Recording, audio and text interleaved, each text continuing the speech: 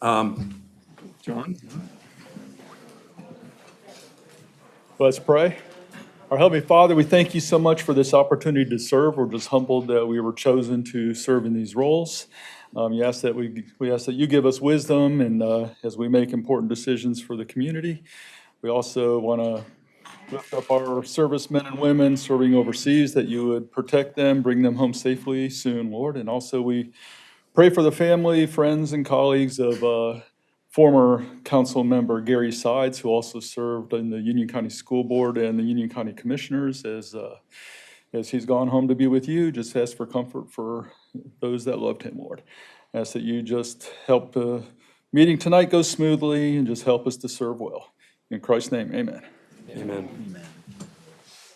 I pledge allegiance to the flag of the United States of America and to the republic for which it stands, one nation, under God, indivisible, with liberty and justice for all.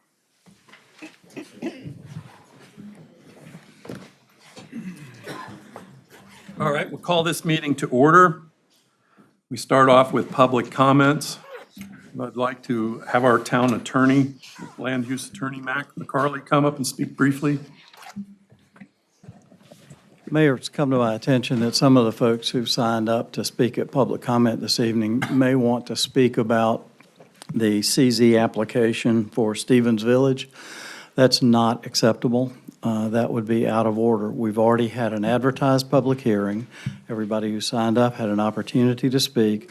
The public hearing has now been closed. The matter is now in the hands of the council, but the public hearing part of that process is over. So comments about that CZ are out of order. The only thing that would be in order is if the council has questions of anyone, you may ask, but the matter is now in the council's hands, not in the public's hands. Thank you, I appreciate that. That CZ will pick up where we left off, which is council deliberations and a vote. So we have a number of folks who are here for other comments. Joyce Rupert. I'm sorry, what?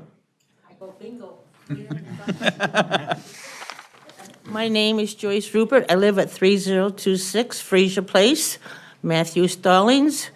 I am here concerning the paving by Surrey Paving out of Virginia, which I will never understand. We can never get somebody local to do a job. They have left a mess. I mean, a mess. It's all coming up. It's like pebbles in front of my driveway. It's not a flat coat.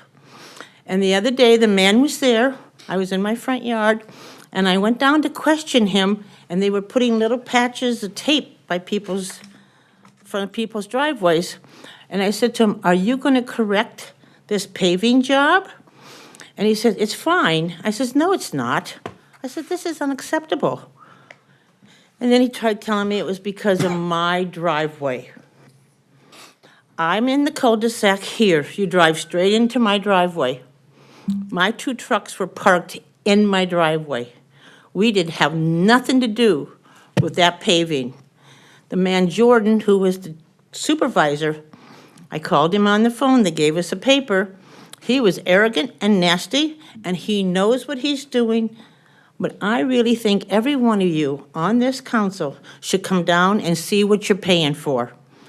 The cul-de-sacs are disgusting. It's all coming up. They finished the job on the 27th of March.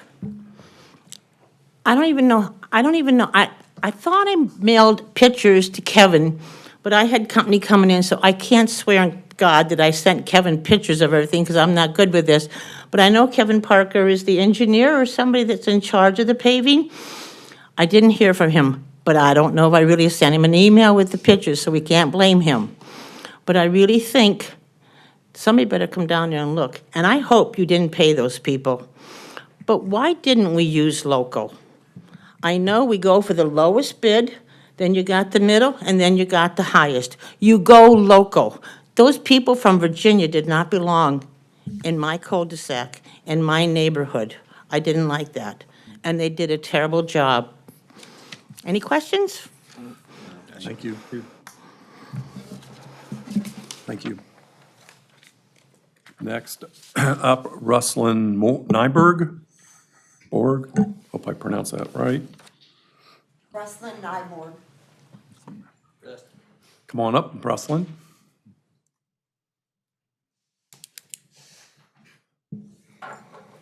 Good evening, Mayor, council members. Appreciate the time to speak.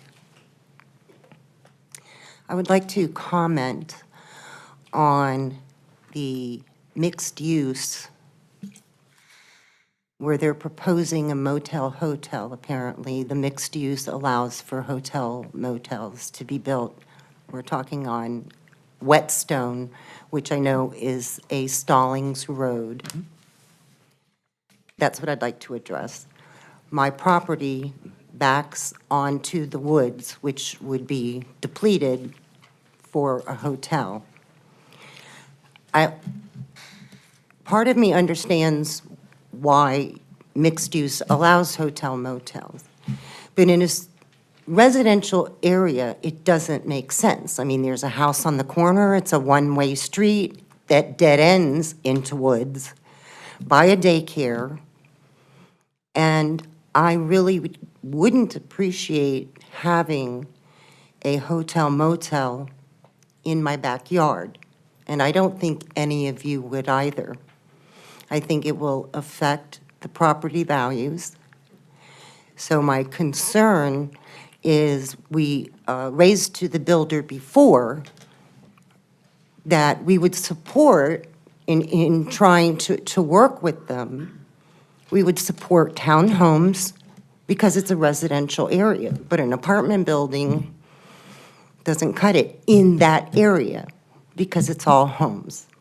So my concern is my property value, my privacy, and again, I don't think you would want a hotel. I don't know how many stories is allowed, and I know this isn't a back and forth. I'm just saying. So regardless, I'm sure it's 3-4-story hotel looking into my backyard. So I have great concern about that. So I thank you for your time, and I appreciate you hearing me out. So if there's anything that you can do, being that it's a mixed-use ordinance that allows hotel motels, to really consider. Okay, I understand, so the mixed use, so if it was on Independence, because it's not residential. So that's all I'm asking is if there's some way for y'all to look at that and think about it, I'd appreciate it. Thank you for your time. Thank you. Thank you.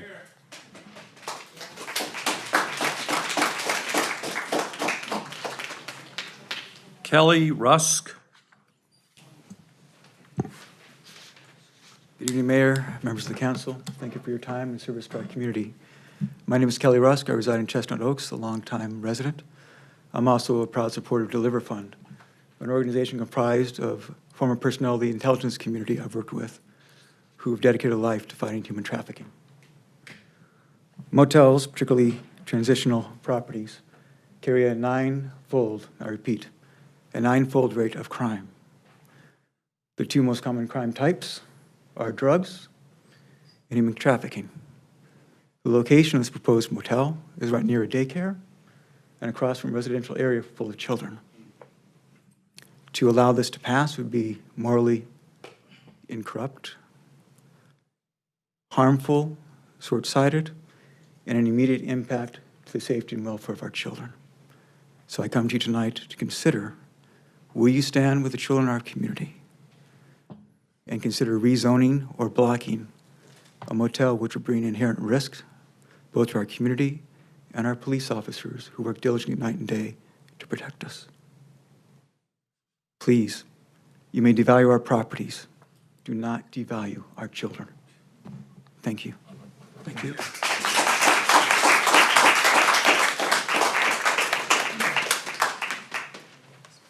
Brandon Faulkner.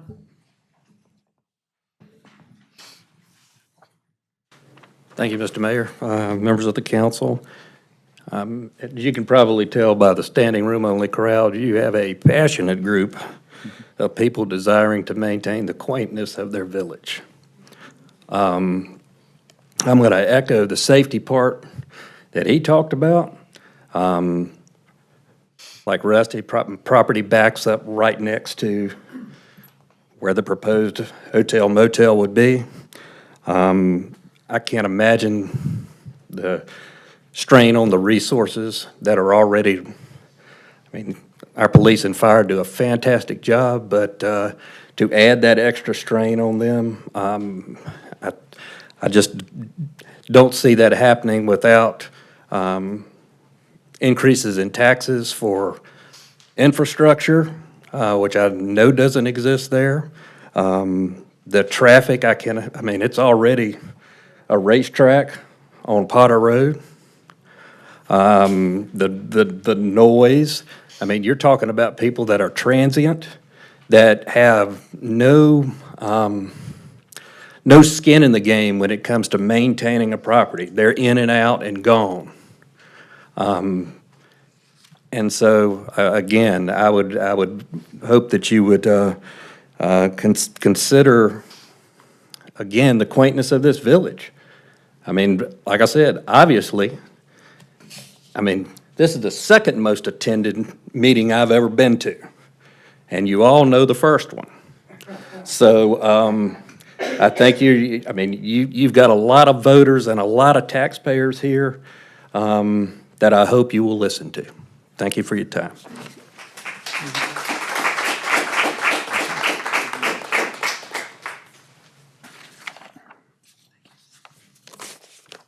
That concludes the list of folks who signed up to speak tonight.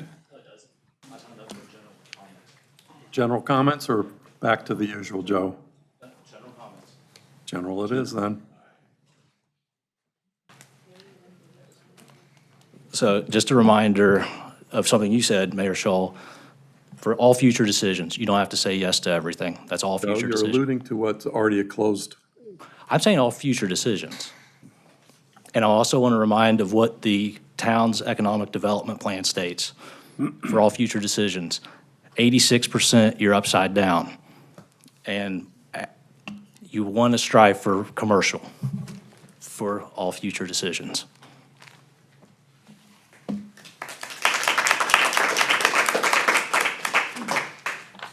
That concludes all of our signed up speakers for tonight. So we're looking for a consent agenda. Sorry, Mayor, one more brief comment. Jeannie, I'm sorry, I know what you're going to speak about, and we're told we cannot do that No, I tonight. just want to ask you to change the table of mixed use. That's all. In general, just make some things conditional. Can you That's all. bring that to our attention tomorrow? Okay. Thank you. Consent agenda, how does the council? Mayor, move approval of the consent agenda as written. Second. All in favor? Aye. Passes. Reports. Reports from me first. As you all know, I'm the chair of the Central Iowa Regional Council of Governments. And one of the hot button items that is affecting all of this region and actually across the state is what the state is looking at doing is making a constitutional amendment or putting it on the ballot for a constitutional amendment to cap or eliminate property taxes. And without knowing how that affects every single town, because every single town and municipality, we only have one avenue of, well, two, but that's the biggest avenue of revenue to make the services work for our town. Our police, everything we do here, it revolves around property taxes. So the council has addressed a letter to all of our House representatives who are on the planning committee of the property tax committees. They have a vote on Wednesday, so we sent that out today. Just make sure you're aware of it. It is a hot button item, and if you're not aware of it, I can forward you the data and the information that you can get yourselves up to speed. And that concludes from the mayor. Start with council members. I don't Stephen, have anything tonight, sir. Graham, No, sir. For those not aware, we've started our budgeting process, which we do every year. And as part of that, we look at some big capital expenditure items. Two of those, which I've had the privilege to visit with some of our staff members, our Parks and Recreation Director, Eunice Donnelly, showed me through 2 weeks ago, last week, the splash pad out in the park across the street. That there's some upgrades that need to be done to that. So I want to thank Eunice for showing me that, because I understand how much of an asset that park is, that splash pad is, especially in the warmer months. And today visited over just across the street at the police department with our chief, Dennis Franks. That building is 20-plus years old, so looking at some of their facilities and ways we can upgrade their locker room to make sure that when our police officers come into work, that they've got a facility to be proud of as well. So I just want to thank the chief for his time and walking me through there as we continue to grow as a town. We passed 50 years last year, but we're still in our relatively adolescent phase. So we continue to grow, whether it's with personnel and eventually likely facilities. So it's always good to have a full scope of that as we make those decisions on your behalf. So I want to thank our staff for their involvement in keeping us up to speed on the big decisions that we're going to be making for this year's budget and for future budgets. Thank you. John? Nothing tonight, Mayor. Nothing from me, Mayor. Lori? Nothing? Town manager? Yeah, good evening, everyone. The only report I have tonight is the budget line item transfers report, submitting it for your consideration. Thank you. Any town departments? No town departments. All right. Thank you very much. Moving on to agenda approval. I have one addition that needs to be added at 5A. Would be approval of a settlement in 25 CV 2956-890. That's case number Town versus Nine Ventures LLC. Mayor, I'll make a motion to approve the agenda with the addition of item 5A, settlement 25 CV 2936. I think it was 890, but I'm not sure. Yeah, I got it. Thank you. Your good memory there. Second. Second? All in favor? Aye. Passes. Next up, opening the Stevens Village Conditional Zoning Council vote back to where we left off a month ago. We were in the process of a discussion. Carry on with discussion. New items, old items, let's make sure we hear from everyone tonight. Stephen, you want to start off? Or finish? Well, I think there's been some slight changes. Can we have that kind of presented tonight as to, Good idea. yeah. He's ready. Well, since he's going to get that $1 million raise from earlier. You go, Max. All right. Give me 1 second.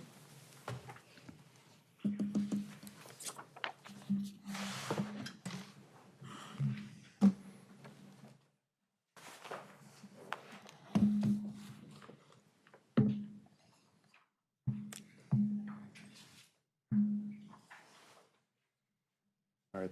Hello, council. So just want to let you know, this is CZ 250801. We heard this item for public hearing back in March 9th, and the council chose to defer it so the applicant could respond to concerns that were raised, so the applicant could respond to concerns that were raised by the public and town council. They've spent the last month working with staff to tighten and the proposal and add more specific enforceable actions and conditions. And what I'm going to do tonight is walk you through those. And I'm going to go through the memo so that we can walk through this together. But before I get to the revisions, I just want to go a little bit about the project overview. So this is a conditional zoning for CZ Mixed Use 2, conditional zoning Mixed Use 2 at the intersection of Stevens Mill and Idlewild Road. This project incorporates up to 118 attached townhome units, not apartments, only townhomes, and that is adjacent to Shanamara, those uses.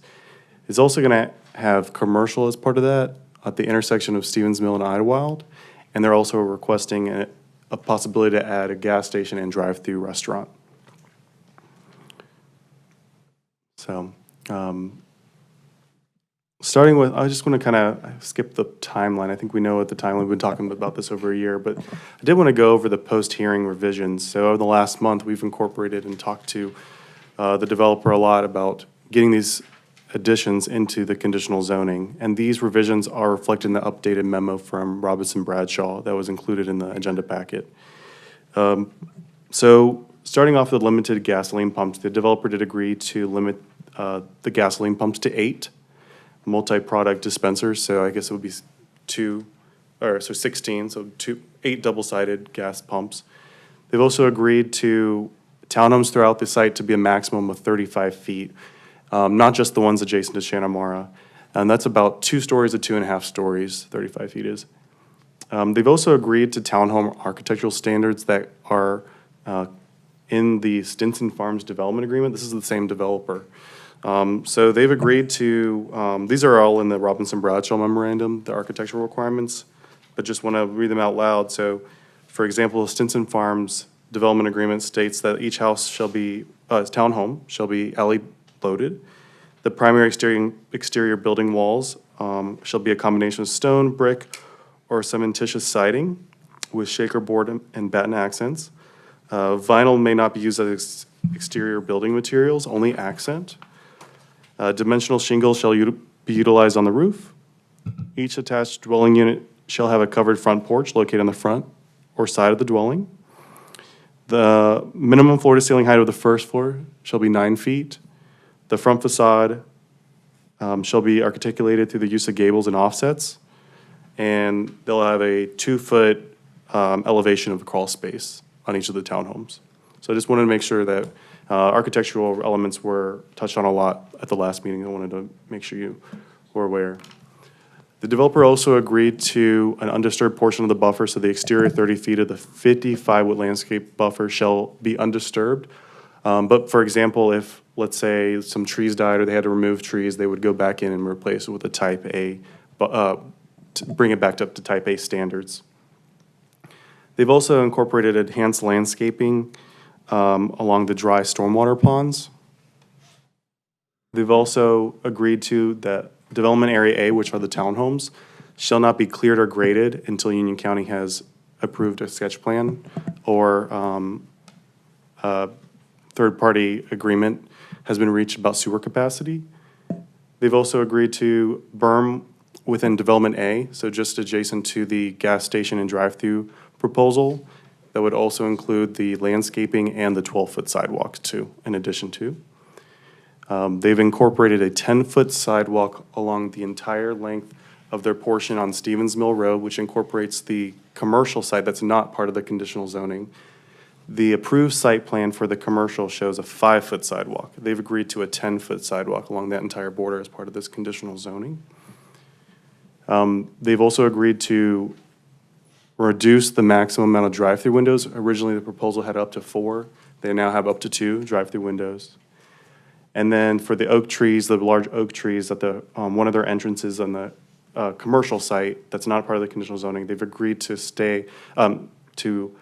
preserve at least 1 out of the 3, and they're going to try to preserve them all, but that's going to be subject to final site design and development review.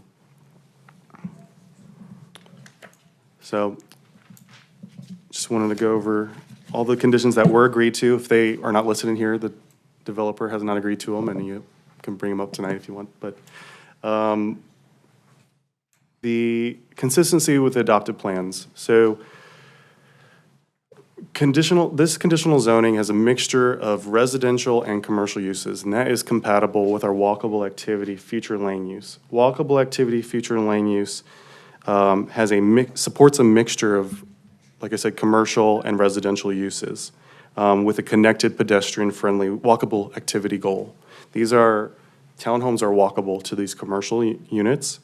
Additionally, it's very close to the density. Walkable Activity Center requests 10 to 30 units per acre for townhomes.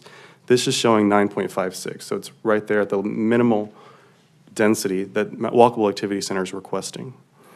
They're also leveraging an improved transportation network with Armistead Grove, all adjacent to Idlewild Road. So that is also compliant with Walkable Activity Center. The small area plan shows small, not 100-foot buffer, setback, excuse me, with single-family homes. This is more consistent with that proposal than just straight commercial through the by right of mixed use 2. They're showing townhomes with a 90-foot setback. That is more consistent than straight commercial, which is as the by right in the mixed use 2 zoning. It also supports the Greenway Master Plan. They're showing. Can I ask you a quick question on that? What is the buffer between the currently in progress commercial and the Shanamar neighborhood currently? So the approved concept plan for the commercial site has a buffer width of 50 feet, but some portions are 30 feet, and it has a 70-foot setback. What they're showing as part of the conditional zoning with the townhomes for tonight is a 50-foot setback, or 50-foot buffer with a 90-foot setback. Okay, so approximately 50 feet more. Yeah, what's required is, at the time of their submittal for the commercial site, is 30-foot setback. We've then increased it to 40 feet, but they're showing 70 feet on the approved concept plan.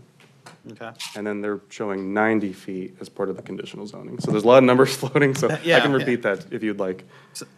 Just give me the distance altogether. For the This approved- one for versus the con- other one, yep. Okay, so 70 setback is the approved concept plan. This is showing 90-foot setback. And they both have around 50-foot buffers. There are portions that are 30 feet in the approved one, though. Okay, so approximately 20 to 40 feet. Difference. Okay. Yeah. All right, that's what I want to know. Okay. This proposal also supports the Greenway Master Plan. It's showing Greenway along the front of the Idlewild, and they're also enhancing the sidewalk along Stevens Mill. Everywhere else within the development is going to be 6 feet width. The approved concept plan shows, for the by right commercial, shows 5 feet sidewalk along this road. So, based on all of the adopted plans, staff recommends approval. It provides a step-down transition between the single-family residential Shanamara and the intense commercial by right of mixed-use 2, with a step-down transition between single-family townhomes, then commercial. It enhances the buffering adjacent to the existing neighborhoods through enhanced landscaping. It reduces the by right commercial intensity, so incorporating the townhomes. It aligns with our Walkable Activity Center future land use. It's more consistent with our small area plan for Idlewild Road. And it does support our 2030 Economic Development Plan tax base. Additionally, it secures enforceable commitments that the developer has committed to, so you know what's going there. And it incorporate many of the concerns that were raised in the last month and at the March 9th meeting. Happy to walk through any of the changes, if you'd like. Do you happen to have an easily accessible of what's currently approved? I have a printout right here. That'd be great. Oop. So I have an approved site plan for, this is what's currently approved through concept plan. Okay. That's not part of the packet, but you've seen that before.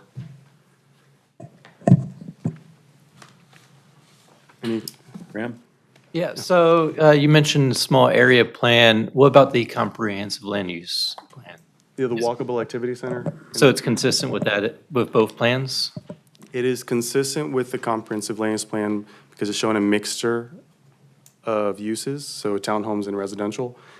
The small area plan shows single-family homes in a 100-foot setback, but that is more consistent than the by right commercial only with this conditional zoning, because it's showing the townhomes and the 90-foot setback. And then you mentioned they've agreed to a number of the requests that were made. Did they agree to all the requests? Probably, I would say, they probably talked to everybody over the last month, and they have not agreed to all the requests. For example, I know Lori's really, really loves those oak trees out front of the development, and she wants a minimum of 2 preserved. They've committed to only 1. And I think if you want to address them, you can address them after. John would like to speak. Okay. We told Laurie just now that we would agree to 2. Put that in writing. Do you want him to come up? Next. Okay. So, thank you, John. Do you want to come up and speak more or later? Well, just if there's a question, but I just You wanted s- to make that point. Thank you. That's Do you have any questions for me? Yeah. Okay, I'll let them come up. Put it on the map. Any more, Graham? I mean, you don't have to, but I'm thinking, and can come back to you. someone else can. Mike? While he's thinking, Is the developer going to present? not necessarily. All right, He's already done his stuff. If we have a question, they're here, I do, for whomever would like to speak from the developer. but not from the audience.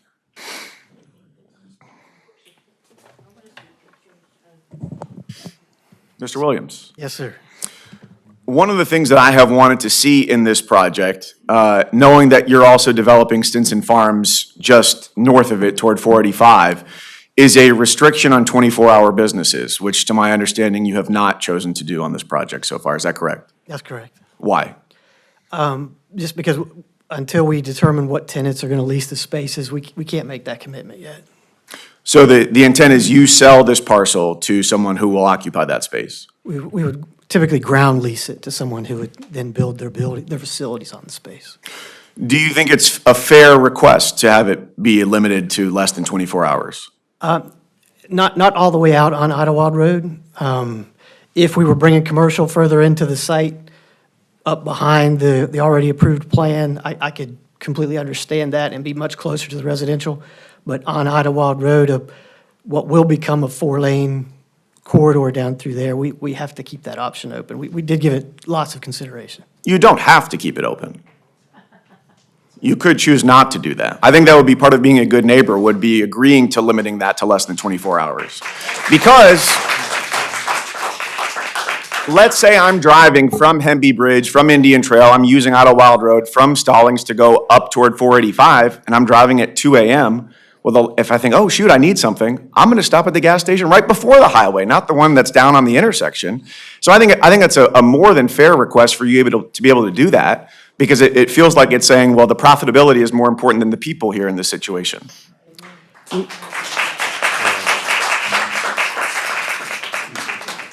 We've done as much as we can with buffering the existing neighborhood by putting the residential in there and getting the more intense uses away from the neighborhood. And it's just, we just can't make those commitments. We've made a ton of commitments, and we're willing to make those that we can work within the plan, but that's not one we can at this point. All right, well, thank you. Anything, John? Yes, this might be for Max. On the line item where it says it supports the goals of the 2030 Economic Development Plan by promoting a more balanced tax base, would it be fair to say that the existing zoning more supports the 2030 economic, like does a better job of balancing the tax base? I think it would be fair, but when I look at the site by itself, it does have a 55% commercial rate and a 45% residential rate, so it's not reducing the overall score for 80-20. Overall for the whole Yes, town, but it but could be- comparing it apples, If you want to look at it, yeah. the two options that we're facing tonight, it does not move the needle more in the direction of a balanced tax base than the existing zoning does. You could definitely consider that, yes. Brad? I'll tell council in the community where I am on this, and this has been a puzzling one. What's been puzzling, I think we talked about this at last meeting, is that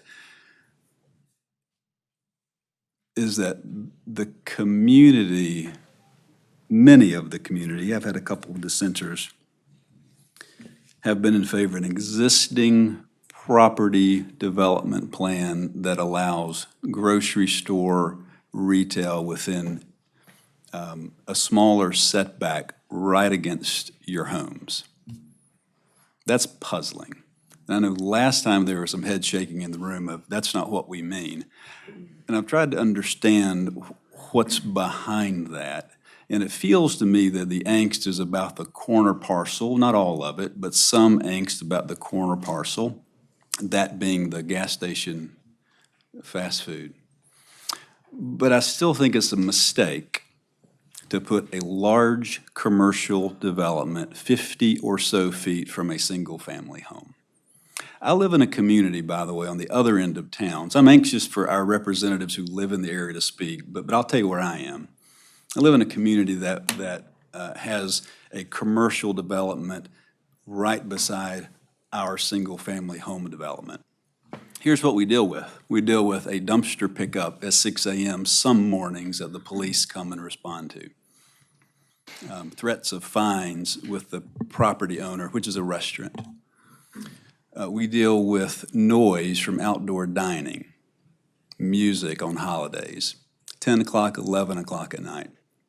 So what concerns me about a large commercial development up against established single-family homes worth upwards of $7, $8, $9, $1 million, I think that's a mistake.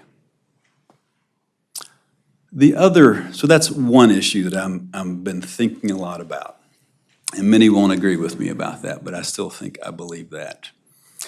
Because a step down, you heard that use by our planning director, a step down use simply means a buffering use of a quieter nature between an established single-family home and a residential area, a commercial area. That's one issue. And I've got two. The second one is this. No more talk in the last 3 weeks about redoing the traffic impact analysis, TIA. No more talk of that, by the way.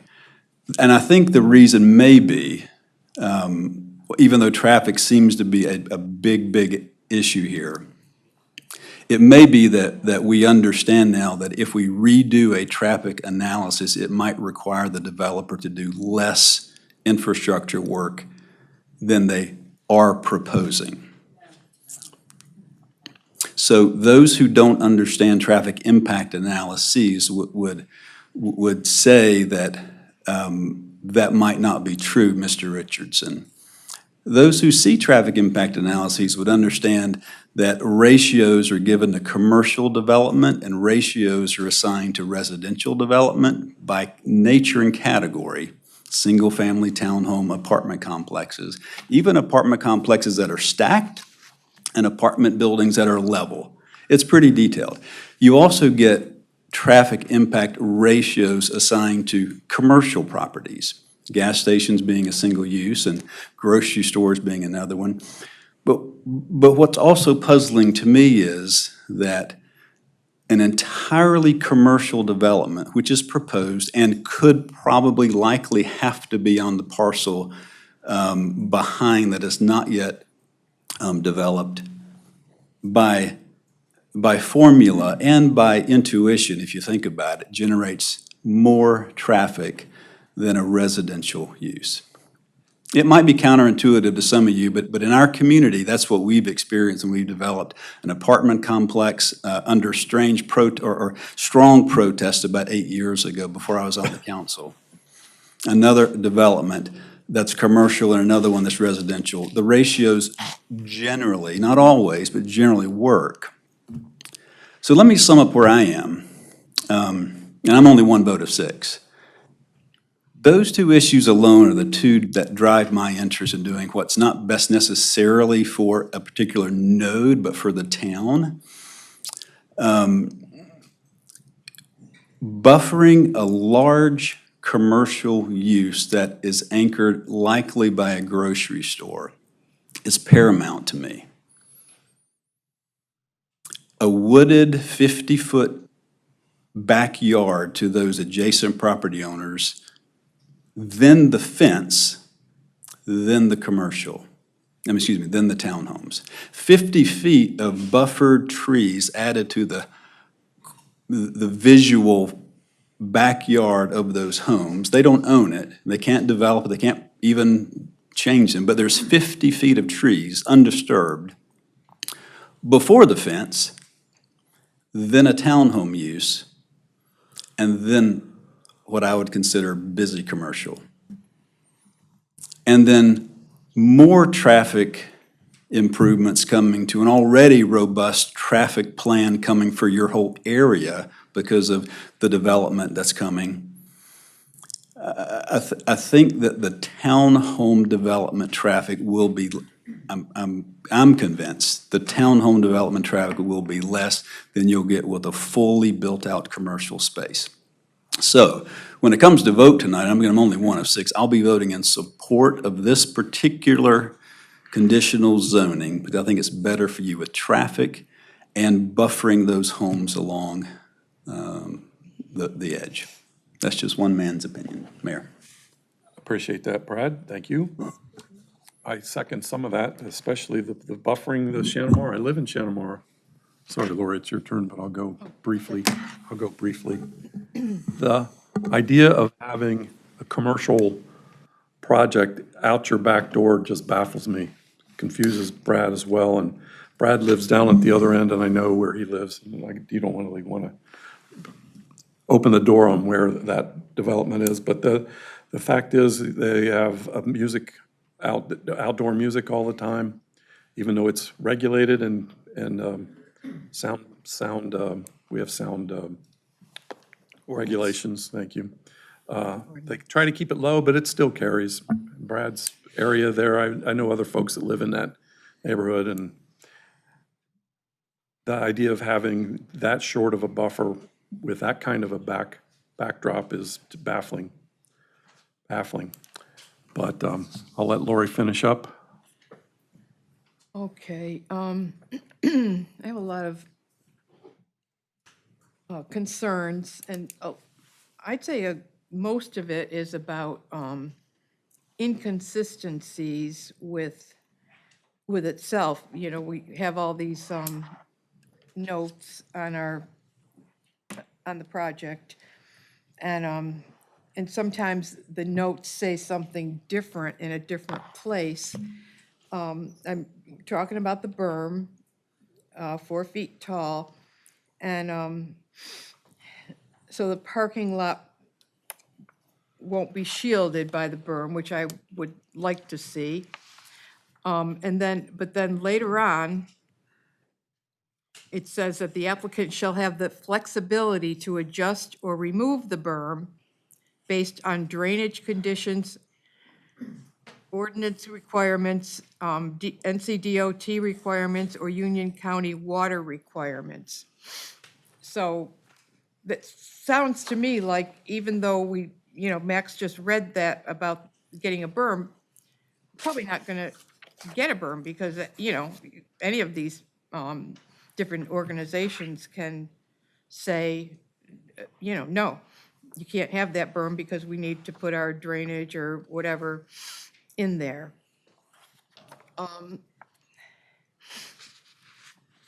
Okay, they talk about the landscaping, the enhanced landscaping.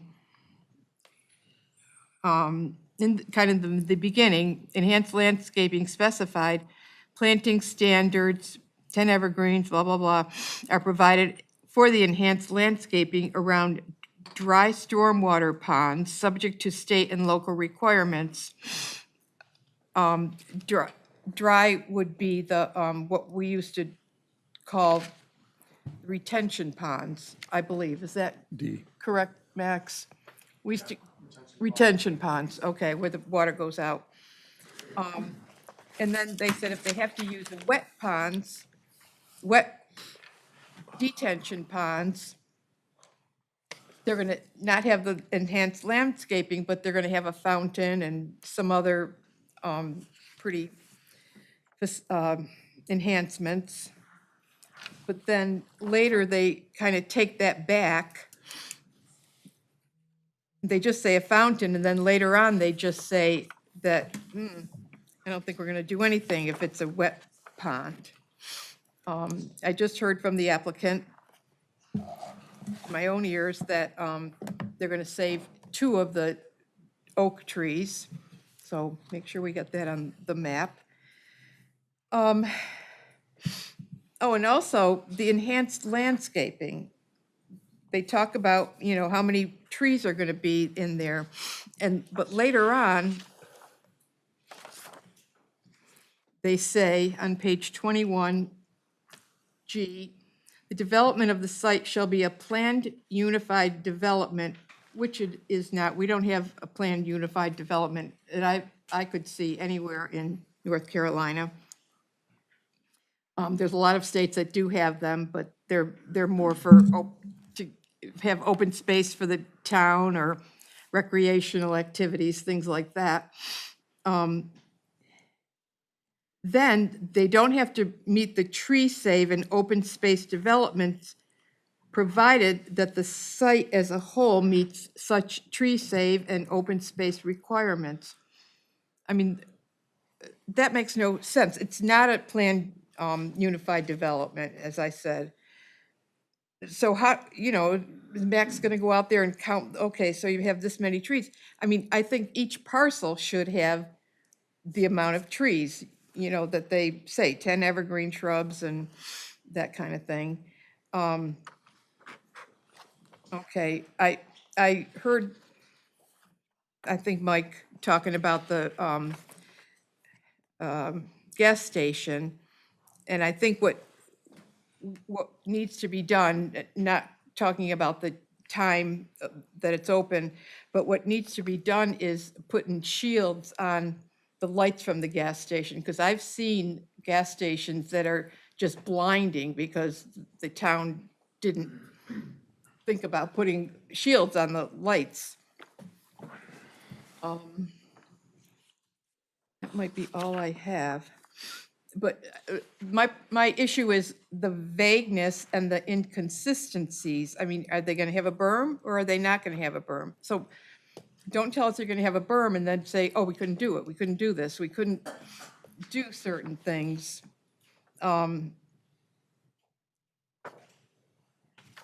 That's all. I think that's all I have for now. Max, would you be able to help answer that? Would you be able to help clarify some of those issues, the berms and whatnot? So I think what Lori's alluding to is they have incorporated like elements like the berm, but due to, certain requirements during the site plan review and NCDOT approval, things like that, there are some elements where that cannot be accomplished. So if you want to ask the developer to commit that it shall be incorporated without any flexibility, you may request so. Yeah, I could live with that, but they say it a couple of different times. Oh, there's going to be a berm, and then, well, there might not be a berm if we can't do it. Yeah, that's not what we're looking Maybe we for. could incorporate, I would say maybe, it'd be a question for the developer, but it's something that you could ask, maybe it could be, the applicant shall install the berm, and then the location of the berm may change due to these requirements. I could probably live with the location, but it's, it's got to be a real berm, not, a couple inches off the ground and have landscaping and, I mean, the landscaping criteria. But yeah, that'll be a question for the developer to agree to. So maybe some of the inconsistencies where they have some flexibility for like the landscaping and the berm, request we could ask the developer if they would remove the flexibility language, but, making them install them, but at least leaving them flexibility if, there are some site plan constraints when they're doing the site plan review to allow alternate locations of that. And they would have to come to you. They can't just say, oh, we put it over here where, it Yes. doesn't matter. I would want them to make sure. We can have it go to the development administrator if you'd Okay. like. That'd be something that you would have to ask the applicant today to So commit to. so do we need to walk through each one of these right now and Kind of talk, I mean, I kind of feel like we're gonna not sew it up or something. So are we gonna talk through each one of those? That would be up to the developer Sounds- to agree to those anyways. Sounds good. Yep. I'll put up a different plan. I'll put this up. I believe I heard you understand, I believe I heard the dialogue say there that we shall install the berm with those exceptions, but those exceptions could only be if approved by the planning director. That's fine with us. We're not trying to get out of anything. We're just trying not to agree to something that we wouldn't be able to physically do. So if NCDOT had a requirement or Union County Public Works had a requirement, and that was presented to the planning director, and the planning director confirmed that, that'd be the only reason we'd want any type of exception to the berm. Otherwise, we're gonna build it all the way across, as was requested, to buffer that a little bit. The other thing to point out is if you look on Idlewild Road,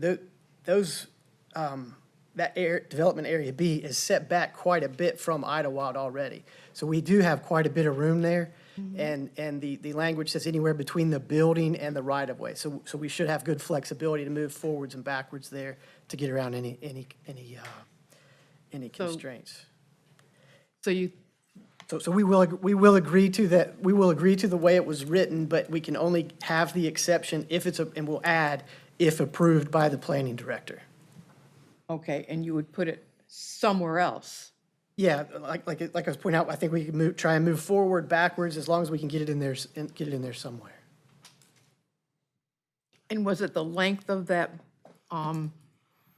those two buildings? Yeah, development area B, Yeah. which is the commercial area along Idlewild Road, it would be that entire frontage where Right, okay, yeah. there's already a 24-foot landscape buffer coming down through there with the greenway, and somewhere we'll incorporate that berm the entire length, with the only exception being if we can't, and that's confirmed by the planning director.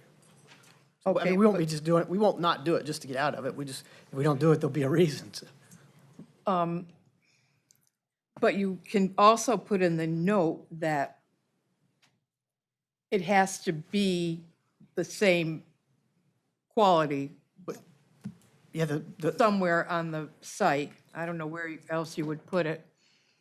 We'll put it between, the language currently reads, we'll put it between the buildings in development area A and the Idlewild Road right-of-way, so somewhere in there. And that's quite a wide distance in there that we have to work with. Right, that's what I like about the Yeah. berm, that it's, covering up some gas station pumps.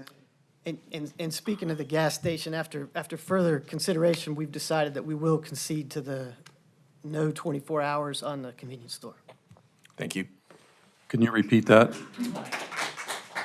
We will agree to the not open for 24 hours on the convenience store.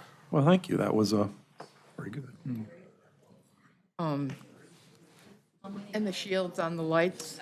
That, we were whispering about that. The shields on the lights are already in the ordinance, and we actually had a lot of dialogue with staff about, along the townhomes and everything, much closer to the neighborhood, and the ordinance is really tight on that. The idea is no light can shine beyond the boundary line. It has to be shielded. That's already in your ordinance. Right. And the enhanced, Oh, if I could address the wet pond, dry pond thing. yeah, It- are you going to put a it's- fountain in? It's our intention that all three ponds would be wet ponds. And we're spending a lot of time talking about the site that's already approved and not part of this, but when you come in the main entrance, we desire to have a wet pond on both sides of the main entrance, and that one side will get pushed back to save at least 2 of the oak trees. And the idea is to have a wet pond with a fountain. That's a much better desirable entry feature into the community as compared to a dry pond. However, there are conditions sometimes when a wet pond is not feasible through engineering. And if the wet pond is not feasible and we end up with a dry pond, that's when we're agreeing to the additional enhanced landscaping. Right. And the reason that note on there is where it's permissible. On the downslope of a dry pond, you typically have what looks like a dam. you can't have landscaping on that dam, because that dam is an earthen dam to hold back water, it can't have roots in it.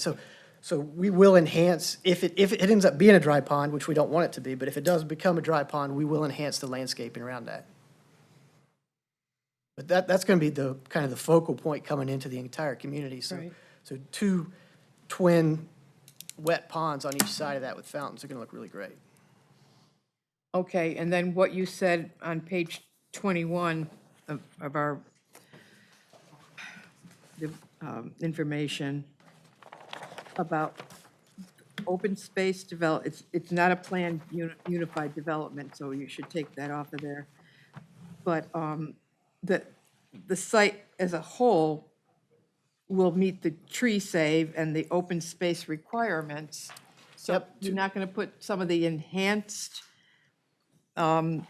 trees and, Two things there. Planned unit development, I think, is maybe a other state term. We didn't intend to make any sort of connotation towards planned unit development as it's defined in other states. We just meant it's a planned development with, this conditional zoning and the already approved zoning. What I thought was one of the most important things in the note there is we wanted to have the flexibility to prioritize the existing mature trees within the tree buffer we've been talking about along the Shannon Mare neighborhood.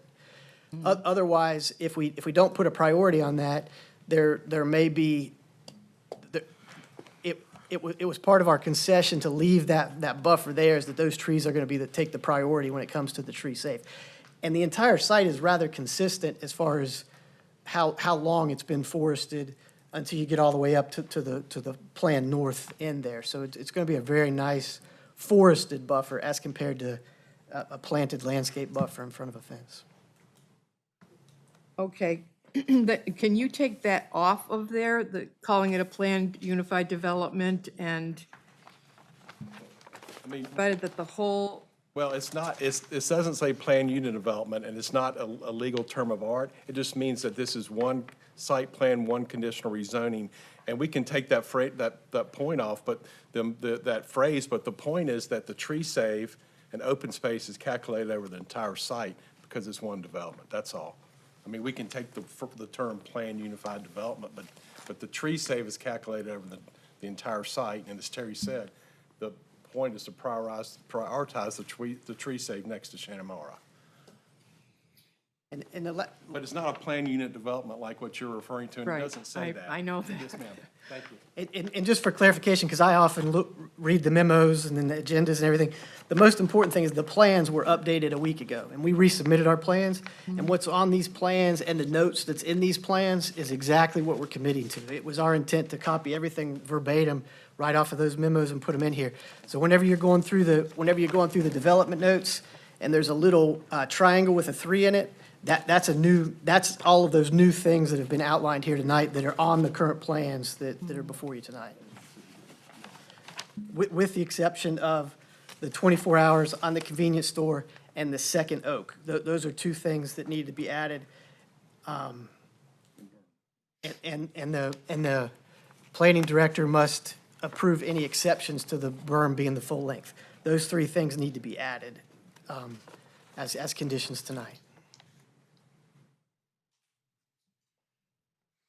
Mr. Williams, I do have another question, something that caught my eye in this most recent memo and that an astute neighbor of mine emailed about this morning as well, which is in clearing and grading in Development Area A, and there's a sentence that says it shall not be cleared or graded until Union County has approved a sketch plan or applicant has a development agreement with another third-party public utility.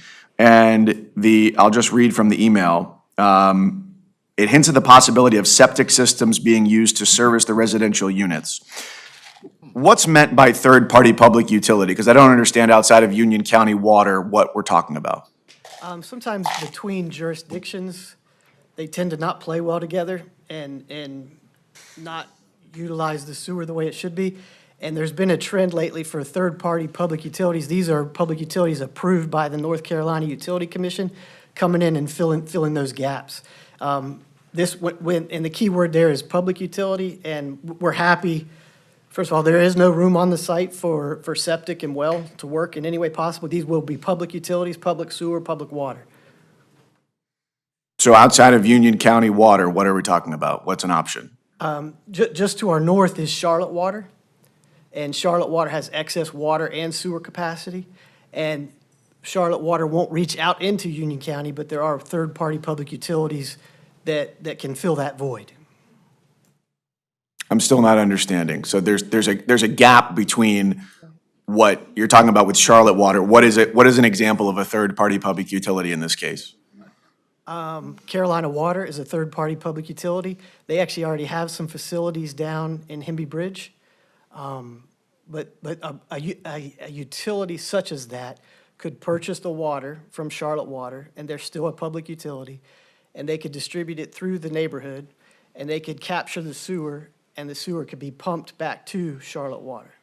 So this needs to go under 485, essentially. It does, and it only, a project like that only makes sense or only happens if it's on large scale. And as you may or may not be aware, we have approximately about 55 acres that are in the town of Stallings, but in Mecklenburg County, right along 485, kind of between Stinson Farms and 485. And a combined project like that makes things like that possible. So to be clear, we're not, you mentioned that septic is not feasible. There's not enough space or something. There's a neighborhood in our town that has a private sewer plant that is occasionally undesirable due to its odor. We're not talking about something like that. We'll commit to no packaged plant or private plant, no septics or wells, wells will be only for irrigation. All right, I'll ask the planning director to add that as well. Thank you.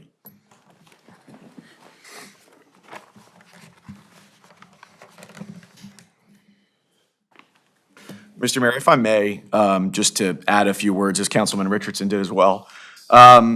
Just because this has been such an intense project, vocationally I speak extemporaneously, but I prepared a few notes because this project is really important. And as a resident of Shannamara, wanted to explain where I stand on this as well.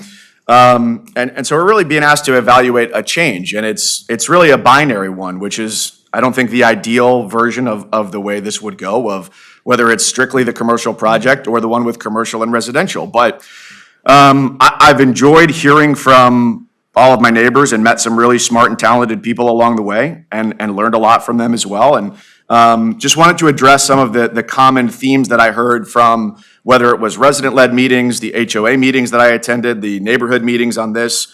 And so one was traffic, and I think that anybody who is in this room has driven through the intersection of Stevens Mill and Idlewild, and you'd agree that you wish you were moving faster. On the way here today, I got caught at the light coming down toward Town Hall, and I wish I was moving faster. But building roads is really expensive. So we had our budget meeting before this meeting today to start putting together our budget for next year. Our street maintenance budget next year is estimated around $1.4 million. And from what Mr. Williams has told us previously about this project is that the road improvements from this project, not including to the north, will be in the neighborhood of $1 to $1.5 million. To give you an idea of the scale of the improvements that we're looking at. So I think what this does here, and I've gotten emails, including today, from folks who have said, well, you can't go forward with something that doesn't address the traffic issues. And I think this does, in a meaningful way, address those traffic issues. We didn't see that today, but we've seen it in previous meetings, of seeing the addition of through lanes, the addition of turn lanes, the addition of a traffic signal, which I know is not widely popular. And I have my reservations about that as well, but I found it valuable to listen to the experts on this. And two people who I think deserve a good amount of praise on this are, one, our planning director, Max Shong, and two, our engineering director, Kevin Parker, who have done an excellent job on this. Their goal is the same as ours, which is to create the best possible project for the town. And so I think they deserve a lot of credit for this. As a condition of this project too, the traffic improvements are going to be required to be substantially complete before any certificate of occupancy can be issued for a building that's on the site. So there's a direct incentive for this work to be done, and none of it comes at the town's expense. I know there have been a lot of questions, and understandably so, about the conditional nature of this project and the number of variances or conditions upon that. But I think the important note is that this gives the town leverage to be able to get the things that make it the best possible project. And that's really what we're tasked with here. It's not thumbs up, project goes forward, thumbs down, the corner stays the same. Because I'd love to see trees there forever, I would, but that's not the question that we're being asked. And so I do appreciate some of the concessions that the applicant has made. I wish there would be more, but it's a negotiation and that's how that works.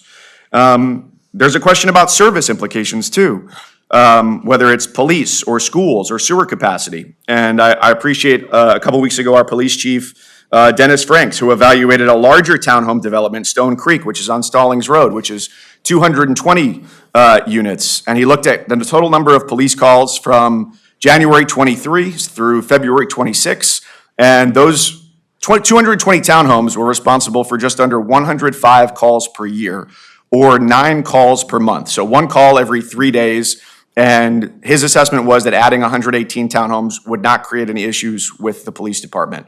You have school data as well. And yes, I know I've heard from people anecdotally that the school population is high. The school demography study also shows that the overall population of schools is down. And I don't discount the disruption of the possibility of attending a more distant school rather than Stallings Elementary or Porter Ridge. And I know that doesn't make life any easier because sitting in pickup lines or going to drop off kids is not always an enjoyable experience. But Union County Public Schools also faces the question of how it chooses to handle its capacity. And as far as an issue with sewer capacity, as we just talked about as well, the towns make their decisions within the county and the county makes its own, but only one board manages how much sewer capacity is, and it is not this one.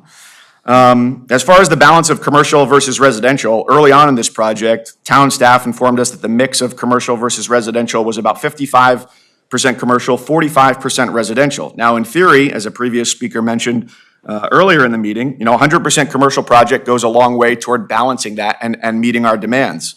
But no project exists in a vacuum either. And so I think that only the commercial use would not be the best use of this land because of the traffic that it would generate. And just a simple way to think about that, even if you don't want to get into the traffic studies and the uses, is just to say if you have solely a grocery store and solely commercial spots, that one parking spot might turn over 10 times a day. But if you have a residential parking spot, that might turn over when I go to work, when I come home from work, when I go to the gym after work. That's 3 times a day, which granted, if that's an average, they're going to be more than that and they're going to be less than that.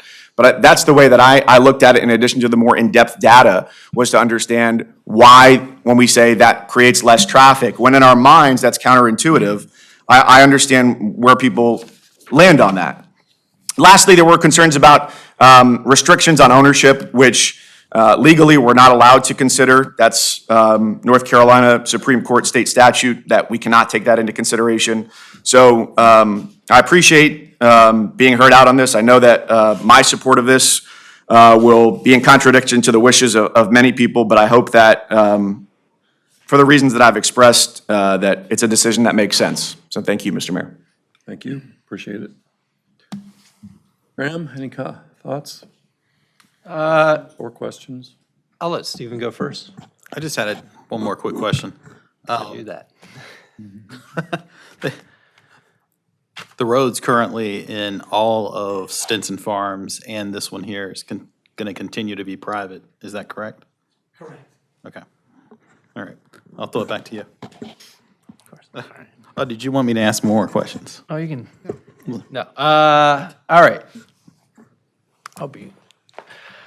So first off, I wanted to thank everyone actually for showing up tonight. I want to thank everyone in the town and in Shanamara and all the residents who sent me emails and just participating in this and letting your voices be heard. I really do appreciate it.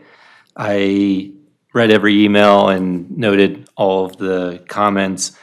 It actually is, I think it's helpful to see people's opinions and to see that we do have a lively and engaged community.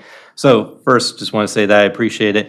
I also want to say I appreciate town's staff's time and energy on this. I know this has been a project that's been going on for a while and has taken up a lot of time. So I really appreciate everyone being so responsive and especially answering my questions, as dumb as some of them may have been. Holding my hand through some of this asinine questions I'm sure I asked along the way. I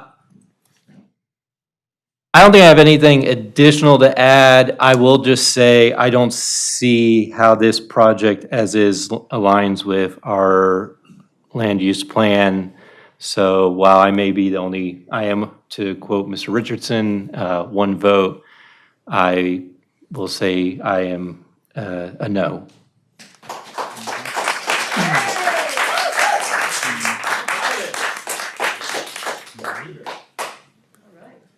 That conclude discussion and questions. I'll just make a few comments. John? Yeah, I do want to thank everybody that's been involved. It's been very heartening to see all the community involvement.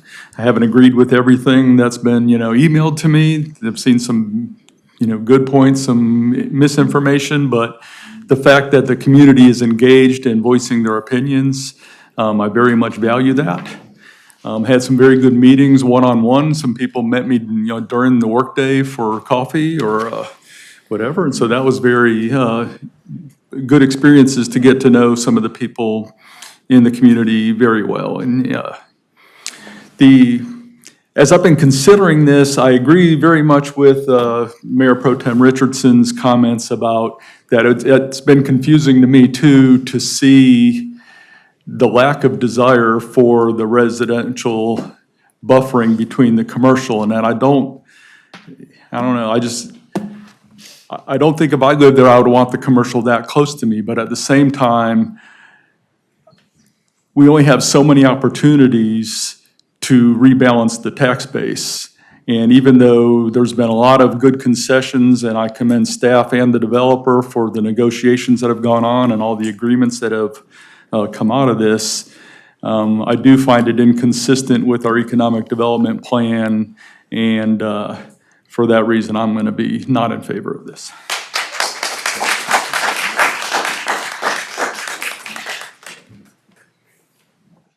That concludes unless you have something else, Stephen. I like going last. You want to go last again? Exactly. All right. So I will tell folks that I'm kind of a numbers guy. I have read through every email, and I do find that there are a lot of inconsistencies. A lot of it has been traffic, and I do believe, based off of everything that I've read, the traffic's going to be a little bit lower here. I do have concerns. I will tell anybody that wants to know about the commercial butting up against the neighborhood. I'm not a feelings kind of guy. I typically go with the numbers. I reached out to several realtors across our area and asked them about the impacts of commercial against the value of the properties specifically close to the commercial, and they all said the same thing, that it will generate less views for those houses if they go up to sell, and over time, those will drop and lose value for the commercial. They did say that that would not be the case for townhomes, especially with this level of buffer. So I'm concerned with this one because I think the townhomes do provide a better long-term buffer for the town and going into the future. And I am concerned based off of that aspect. I do have reservations about the gas station. I think that currently we're kind of in a retrograde here in the United States for gasoline. I think that we have in the past trended with our European partners by a few years trailing, and that eventually I think things will swing back the other way and gas will start to fade away again a little bit. And so for those that don't know, on the corner over here, we have a gas station spot that is empty. and it's been hard to develop because there's effectively gas tanks still underground that would need to be remediated before anything could be built over there. I'm not concerned about traffic. I live next door to 118 townhomes, or 113 townhomes over here, right beside the park. I can tell you that in the last 2 months, I've kind of tried to be very aware of cars going in and out. We only have one exit from our neighborhood. They only have one exit out of their neighborhood. In that 2 months, I've never once, and I commute to downtown, so I'm in the traffic, not every morning, but pretty much every morning. And they are widening my road because traffic is horrible over here. I will say, though, that in that 2 months that we've been talking about this project extensively, there's not been, not one time that I've waited for somebody to go into that neighborhood or for them to come out. Matter of fact, in that time period, I've only ever seen one car deep waiting to get out of that neighborhood. So I'm kind of split on this one here. And I think the piece that's really driving me, the two big pieces, is my concern about the gas station, and where that might lead us in long-term, because I know there's some other gas stations planned up the road. And then the other piece of this, though, is that I do believe that I like the buffer for long-term in between Shannamara neighborhood, because I think long-term, I think the commercial is going to be bad for the houses that are right up against it. So that's my thoughts. I'm still kind of debating, but those are kind of my thoughts. Address the concerns that you've raised about not wanting the townhomes? No. Appreciate your thought, but this is not the appropriate place for that now. All right, so what do you want to do next? Well, I do want to clarify one or two things. First off, I do want to follow up. My vote is not based on the traffic. I just do want to clarify that. I actually agree with the analysis that was done. It actually makes perfect sense. Similar to you, when I leave my neighborhood, I have a 1.5-mile drive. In the mornings, I have encountered 3 or less cars every day, turning into Stevens Mill grocery store. I mean, I'm waiting in traffic and I am butting up against cars even when I get in the grocery. So I actually do think the TIA analysis is fine. But again, my vote is purely based on the land use plan. And I do actually echo the concern. I have concerns with the gas station, as well as the fact that the proximity with the fast food. It's a lot right there. We've seen it with Stevens Mill, where you have a gas station and a fast food, the traffic that has created, and the near accidents that seem to happen on a daily basis. But sorry, I was buying you time. No. Is he asked? Don't bring it up unless he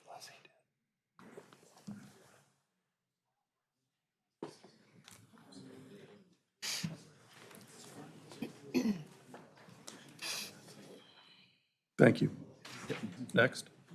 Turning it back to him. I'm good. Then I'll entertain a motion.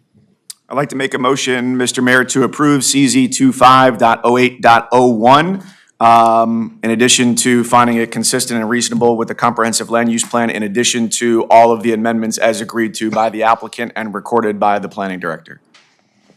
I'll second that motion. Can I ask one more quick question before he seconds? One more. The plan that you currently have, where in the grayed out area do you see the trash cans going? The big dumpsters?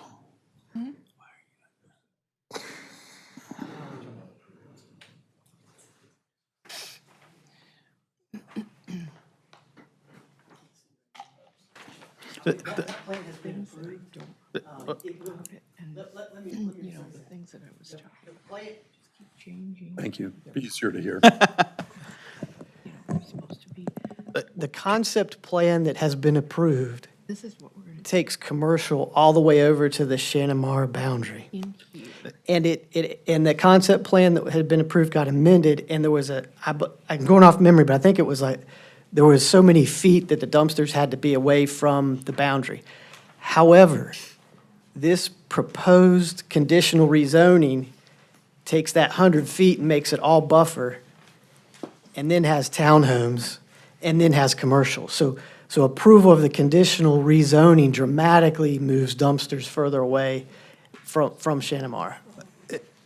And that kind of, what I'm looking at here is, just like Councilman Richardson had said earlier, is that I'm looking at the existing approval, and there are dumpsters pretty close. When I look over here at the grayed out zone, I don't see any, and my eyesight's not as good as. It's intentional, because that's actually what we're not talking about tonight, is the reason it's difficult to see that. And that will have to come back to planning for an amendment to reflect these townhomes adjacent to that revised concept plan. And we can address the dumpsters again, but the overall benefit of approving the conditional zonings as it relates to dumpsters is they have to be the 100-foot buffer and the alley behind the townhomes and the townhomes away, and then the townhomes are kind of acting as a sound barrier, sound wall between the commercial and the neighborhood. And I appreciate that there. My concern is that if we approve the townhomes, I mean, that's going to be another entity that's going to be coming to us to complain about the dumpsters. So I'm trying to understand where that might actually exist. Where do you think? I mean, I won't hold you to it, but. Typically, this plan is going to change. It actually shows a small shop building that looks like an island in the parking lot. That does not fit there anymore. So there's going to be small shops along Stevens Mill Road, and then there's going to be the anchor in the back, potentially with small shops on each side of it. And we've envisioned, I don't know how much detail you want me to get into that, because it's not what we're talking about tonight, but we've envisioned almost a solid wall behind the main anchor where the trucks would come in and dumpsters would be there for that, so that the neighbors across the street would have parallel parking on each side of the street with landscaping, and they'd be looking at that wall, some sort of decorative wall on the back of the shopping center. Okay. Okay, I mean, I was just trying to compare and contrast. Sorry, Mayor, I just wanted to answer that question. All right, so we've got a motion and a second. How does the council vote? All in favor? I'm in favor. Aye. 3. All against? Nay. Aye. I guess it comes down to me. And being a Shanamar resident, I echo Brad's concerns that long-term, having the buffer being the commercial project is not ideal, to put it bluntly. Long-term, for those homeowners, the future homeowners, for the town of Stallings, it needs to be a step down as planned with the townhomes, so I vote yay. Motion passes. Just for the record, should we read the conditions so because we're going to need to change the plan to reflect it so that we're clear? Okay. Okay, thanks. I included those in the motion. Thank you. Yep. I'm sorry to hear that. We'll make sure we get it. And there was 4, right? That's what you counted, 4? It's 3-3 with the mayor as the tiebreaker. No. 4 conditions. 4 for conditions. 4 conditions? We had. Max has them. Yeah, 4. Okay. Berm, no 24 hours, second oak, and no package plants, and Well, that wasn't fun.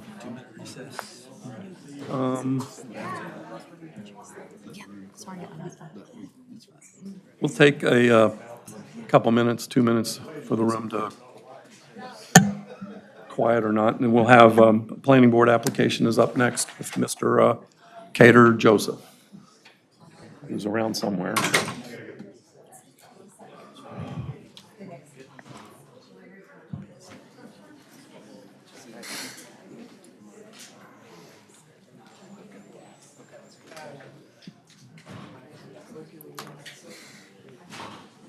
Hi, Scott.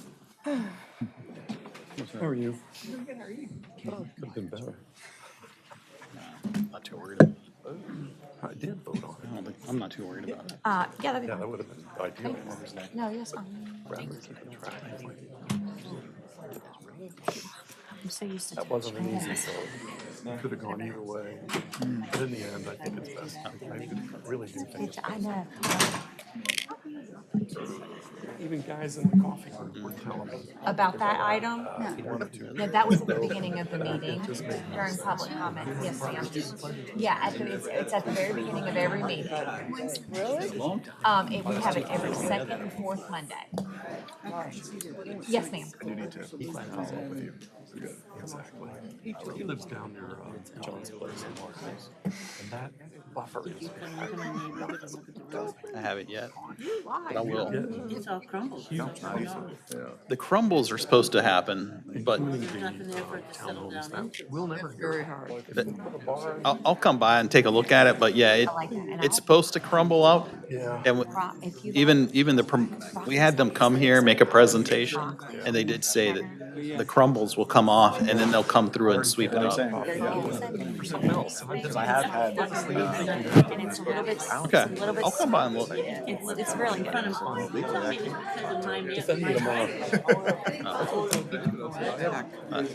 They'll know. They'll definitely know. It'll be all over the street. My husband had heart surgery. Now she's got her. Good to see you. Yeah, thanks for being here.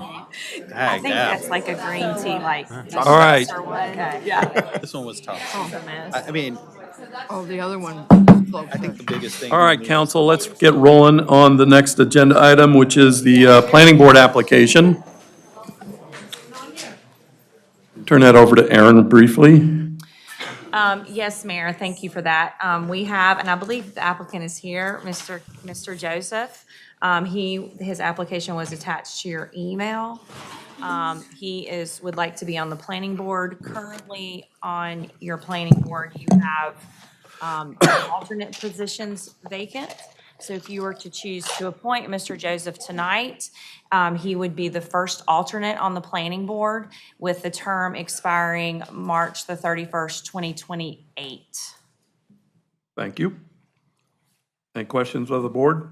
What does, I know you gave us a few months back a sheet of representation as we were looking to fill out all those spots. Where does Mr. Joseph live district-wise, and where do we stand as far as that representation? He's in District 5. We currently have one other person from District 5, but we are good with your new policy as far if you appoint him tonight. The only district after tonight, should you appoint Mr. Joseph, that is not represented on the board would be District 4. Thank you. I'm working on it. Get Heather back. Mayor, I make a motion to approve Mr. Josephs for a planning board. What's Ending 3/31/28. He would be the planning board first alternate. First alternate for a term ending March of 2028. Correct. I'll second. All in favor? Aye. That's unanimous. Thank you, Mr. Joseph. Cater. Welcome.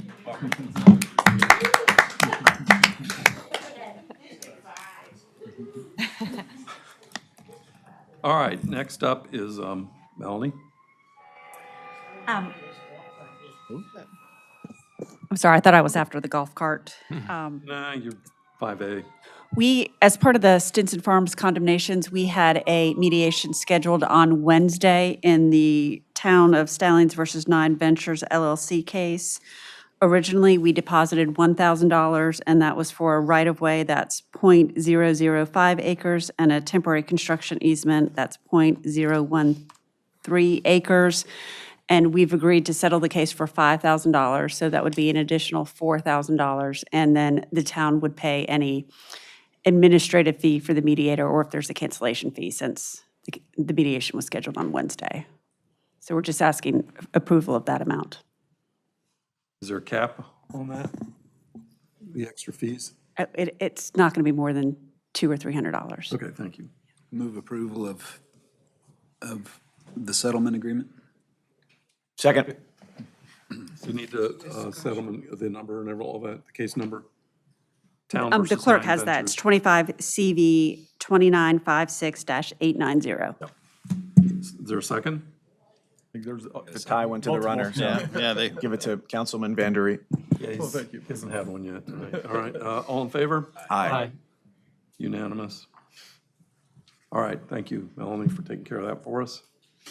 The next item is discussion and possible action of the directing staff. But in case you guys, especially if you aren't in a golf club or golf course community, maybe it's not as big of a deal, but it is in Shanamara, probably is in Emerald Lake, that golf carts are being driven by younger and younger kids recklessly and unsafe. And really hit me when I saw an accident 3 weeks ago, I think it was, two weeks ago. A Mooresville middle schooler fell out of a golf cart that she was a passenger in and died. Her funeral was on like a week ago, I think Saturday, and I'm like, dang, that could be here. They could easily be here, given the number of reckless and young kids who are not trained, not licensed.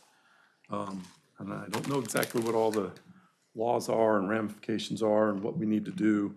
And this also goes for e-bikes, e-scooters. These little squirts are just going crazy with them, and I don't want them to not have fun, but this is beyond fun. This is unsafe.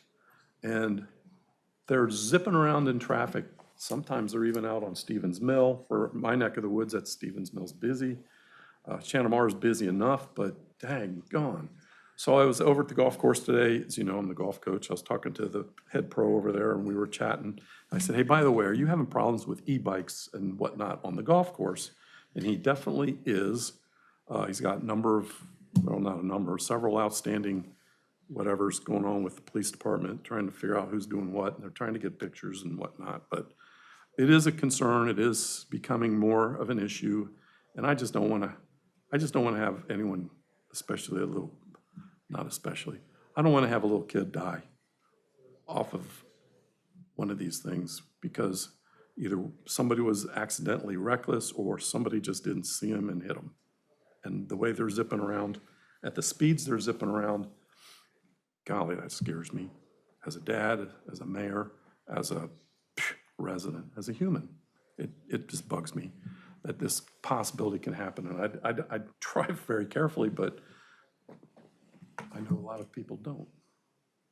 So anyhow, I would like us to perhaps discuss it, any concerns you have, if you have any, and maybe direct staff and, well, actually, Melanie, you're doing something similar over in Indian Trail, aren't you?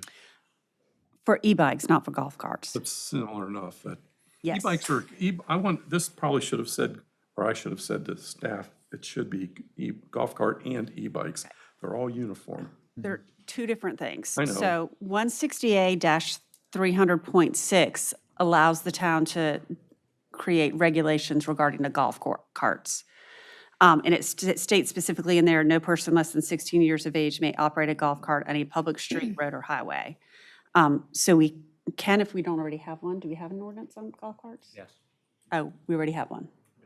Okay, so if we already have one, I don't know that there's anything additional that we need to do.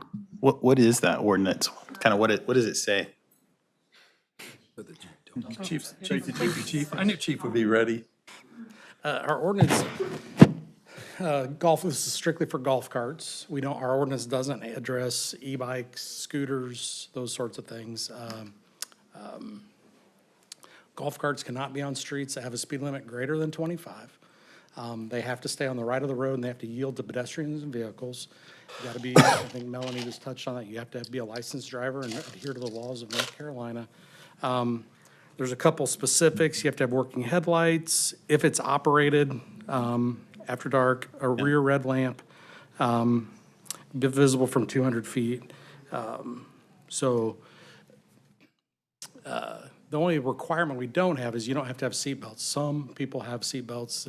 Really, those are, I use this term loosely, they're UTVs where they can be registered. I know one person in Shantamar that has his golf cart is able to get license plates if he wanted so. And kind of touching on Melanie's point, I just talked to the chief of Mint Hill this afternoon. They're getting ready to do something very similar with e-bikes. Cornelius just passed a relatively large ordinance with all those electric scooters, bikes, all that stuff. There is examples out there. But just from when this came up, Mayor, a couple weeks ago, I'm a big advocate of educating first. We don't get a lot of golf cart complaints, I'll be honest. We pulled the records. I know, they go by so fast, I'm like. I had 3 They're gone. complaints in Shantamar over the last 5 years. That was what was called in the police. And I'm sure that you've all that live there, been through there, there probably have been more, just I haven't taken, I'm not gonna call the police for that or whatever. I mean, that happens a lot. I'm a huge advocate of educating our community first. And after I talked or emailed back with the manager and you, Mayor, our new community outreach officer, Detective Teague, I've tasked him with creating a series of safety videos involving the police, involving the rules and regulations of our ordinance and state statute. You got to have a little sense of humor on those things just to get people to engage and watch them. It's serious, but we don't need a robot up there talking and nobody's going to listen to it. Is this Captain America? No, no, sir, no. Fred Teague is one of our younger detectives, but he's working on that. Matter of fact, he's reached out to Eunice this past week. She was gracious enough to offer to help edit some of the video footage we do, so that's in the works. And I think that is a huge first step. And I will say on Good Friday, I got 2 pictures of golf carts being stopped in Shantamara. Oh, yeah, with I got them. Underage kids driving, and we had their parents come pick them up and make them take the golf cart home. Do they have to have a license? The 16-year-olds have to have a You driver's? have to have a license, yeah, you still have to meet all the rules of the road for the state of North Carolina to operate those on the road. Yes, ma'am. Chief, what's the rules, sorry? What's the rule regarding the electric bikes now? They're pedals, so they belong in the road, but they're not supposed to be on the sidewalks, but they are. So Got a what's the deal? PowerPoint right here that I'm presenting to Indian Trail tomorrow night. Okay, so the definition of an e-bike is a bicycle with 2 or 3 wheels that is equipped with a seat or saddle for use by the rider, fully operable pedals for human propulsion. So if it doesn't have pedals, it's a moped. An electric motor of no more than 750 watts. But again, how is the police department seeing one going by know if it's 750 watts, and whose maximum speed on a level surface when powered solely by the motor is not greater than 20 miles per hour. So I'm confused now because mopeds, they have pedals too. They used to. Yeah, yeah, you could pedal a moped. Now, mopeds are required to be registered, so they have to have a license plate. These, as Melanie just defined, don't. And then there's an e-moto also. And there's an right? e-moto. So What it's- about electronic scooters too? Because a kid went by me walking my dog the other day and I blinked and he was gone. So It depends on how fast the vehicle's going. can I borrow a radar gun? And sometimes the 20 gets a little dicey on the radar being Sure. able to register the speed. Yeah. So, and that's what, and not knowing what Melanie was working on, the draft ordinance I found was from Cornelius. They've addressed a lot of those same bullets that Melanie just mentioned. What I've worked with the Captain Mullis of the Union County Sheriff's Office, have looked at this, is there's a lot of tools already out there for law enforcement to handle this. So the question is, what is the issue the town's facing, and is this something that the state statutes don't already cover? If there's an issue with e-bikes on the greenways, for example, and you want to keep them off greenways. But one of the discussions we had in Indian Trail was, if you're not letting e-bikes on sidewalks, are you also then not allowing bicycles on sidewalks? And would you rather have a, 13-year-old kid drive on the sidewalk or on the road with traffic? Because if you're going to get hurt on a sidewalk, that's going to be a lot different than, facing vehicles on the road. We cannot regulate them on North Carolina, right, DOT roads, so it would be limited to Stallings roads and any of our parks or greenways. There's ready requirement in the state statute for helmets, for lights, various restraining seats. In terms of criminal enforcement, there's second-degree trespass, willful and wanton injury to property if they're going on someone's, lawn and damaging the property, reckless driving, unsafe movement, contributing to the delinquency or neglect of a juvenile, because sometimes I've been told that the sheriff's office calls and the parents don't care, and parents can be held responsible if the teens, are fleeing from law enforcement. There's statutes on street takeovers. So really, in my opinion, the only thing an ordinance could do is require helmets for those 16 and older on parks, greenways, and town roads. 16 and older or younger? 16 and older, because right now, 16 and under have to have helmets. Okay, thank That's you. a state statute, right? So it's just, are there any empty pockets in the state statutes that cause the need for the town to have an ordinance? But if we feel like the state statute and the police departments can use those tools they already have in the state statute, then do we need an ordinance or not? I will throw out, I looked at just golf carts, and then I had our records folks go back and look at anything electric. And that number went from 3 to 15. So there were more, but over 5 years, not significantly more. No, I got it, like whoever one of them just said, "Psh, they're gone." Yeah. By the time you think about calling, they're long gone. And when they do happen to catch them, I've seen them just zip up on the golf course, and you guys aren't going to chase them. And that's, I will not name the department, but another department in Union County got in a chase with one of those. Our policy would prohibit that only because the risk to the person being pursued is not outweighed by the need of public safety. Yeah. So we wouldn't even be pursuing those just because you have a 16-year-old take a spill on that, even at 20 miles an hour. Yeah, I get it.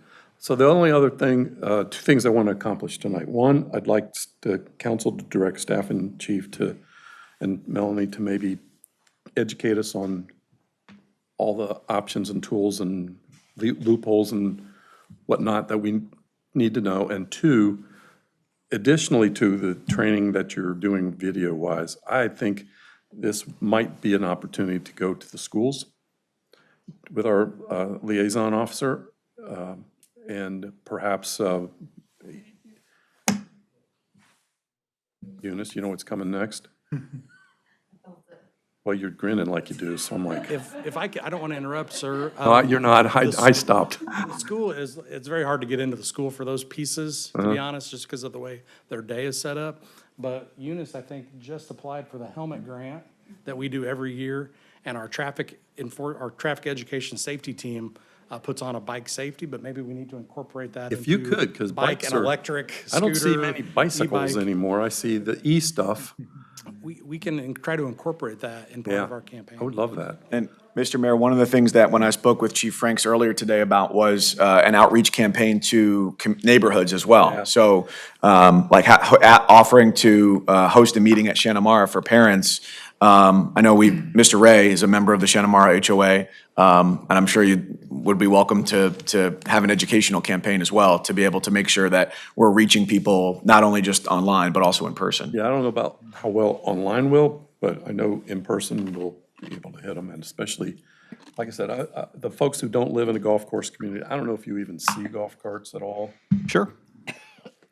Maybe you do, but Yeah. not as often as I do, and Mike does, and probably you too, Graham. Yeah, I would second Mr. Cousins' point. I think speaking at HOAs to the parents is going to go further, especially enlightening them on what the ordinance is and how they themselves can, the consequences they can face if they keep allowing their children to do it. I will say, in my neighborhood, I know of 2 golf carts that, and it's the same kids. And so it's clearly someone's allowing them to do it. But yeah, it's tough when they go by so fast and you're not gonna catch them. But I think if you teach the parents, don't do this, don't let your kids do it. Real quick question for Alex. In what I think is going to be this request, when I was looking online, it seemed like there was going to, no matter what we did with the golf carts, it seemed like in order for us to enforce that we would almost need like some type of permitting system. So like if we required seat belts, we would have to do some type of permitting for those seat belts to make sure that they're in place. So is that something that we have staff to do, or, I mean, just something to think about? Can I interject that the next step I hope we do tonight is to ask staff to come up with ideas, including that one. Okay. And bring it back to us in a reasonable amount of time. That's what I was just wanting to We need either a include that. consensus or a motion. What do you want, Alex? Yeah, I think either's fine. I'd just like to, All in great favor? conversation. Thank you, Chief. Thank you, Melanie. Just Yeah. trying to kind of summarize what I'm hearing. Thank you, Chief. Thank you, Chief. I heard Melanie say that e-bikes and golf carts legally are 2 separate things. So I'm going to start with golf carts. First with golf carts, what we can do is we heard some educational campaigns. Sounds like Chief's already got a plan from the social media side. And obviously golf carts, I suspect, are more prevalent in certain communities than others within the town, right? I would think in Shannamara and Emerald Lake, those would be the 2 neighborhoods that are the most, have the most golf cart travel. Would everybody agree with that? Okay. I see somebody shaking their head. Yeah, I know. I know of. Yeah. Yeah. No, I hear you. I think for the purpose of this point, what I was saying is going to the HOAs, probably it's those 2 that are the big ones. Fair point, good point, Jackie, thank you. School. Well, I think Chief had mentioned it might be difficult to get in there, but for the bicycle campaign, yeah.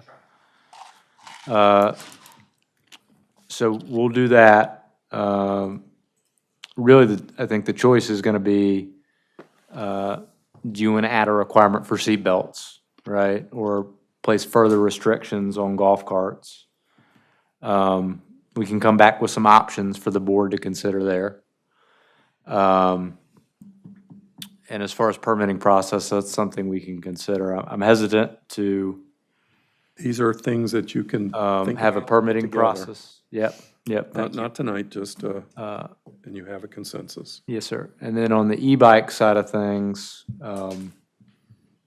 Same thing. I think we need to, before we go down maybe the super education route, learn a little bit more I know a little bit more personally. I know, Chief, you and I have talked about the golf cart rules. I feel like I've got a pretty good handle on those. As far as e-bikes go, I feel like I'm not personally as knowledgeable. Chief, you're nodding your head in agreement, so I think we need to do a little bit more research and come back with y'all with some options, so. I know we're not, I did not expect any answers. Just bring it up as a concern and why it's a concern. So long story short, we'll bring back some local ordinance regulatory options for golf carts and then also e-bikes.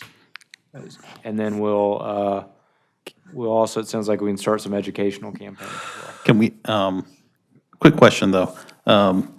There's also in certain areas where, I mean, like you can buy off of Amazon a little gasoline power that you can strap to a regular bicycle. So we need to probably include that too. We're getting a lot of, right now, we're just sticking to the high-level stuff, and We'll dig down, I know. All right? I know of at least two in my neighborhood that Buy have, a little jetpack and add it to your back too and fly. I'm telling you, I know of at least two in my neighborhood that have. You probably have them both. No. It's a toy you would like to have. All right, moving on. Thank you, Alex. Got Can the I consensus. add one Yes, thing? absolutely. Just real quick, there was a bill that was presented in the Senate that would allow municipalities to regulate e-bikes, and it died for whatever reason in committee.